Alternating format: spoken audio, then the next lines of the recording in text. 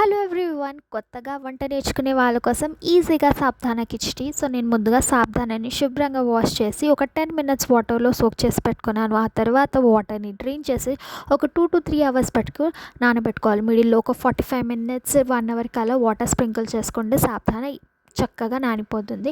అలాగే కొద్దిగా పల్లీలని నేను కచ్చాపచ్చాగా క్రష్ చేసుకున్నాను. ఆ తర్వాత కడాయి పెట్టేసుకొని 3 టేబుల్ స్పూన్ ఆఫ్ ఆయిల్, అలాగే దాంట్లో కొద్దిగా జీలకర్ర, 4 to 5 పచ్చిమిరపకాయలు వేసి మిక్స్ చేసుకున్నాను. ఆ తర్వాత దాంట్లో మనం ముందుగా క్రష్ చేసుకున్న పల్లీలని వేసుకోవాలి.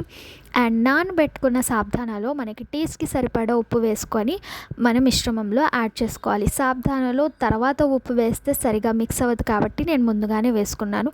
ఇలా 5 మినిట్స్ వరకు మూత పెట్టి ఉడికించుకోవాలి. 5 మినిట్స్ తర్వాత ఏదైనా అడ్జస్ట్మెంట్ ఆయిల్ సాల్ట్ ఉంటే 2 మినిట్స్ అలా పెట్టేసి సర్వ్ చేసుకుంటే యమ్మీ యమ్మీ సాబ్దానా కిచిడి రెడీ. మీరు కూడా ట్రై చేయండి. నచ్చినట్లయితే లైక్, షేర్ అండ్ సబ్స్క్రైబ్.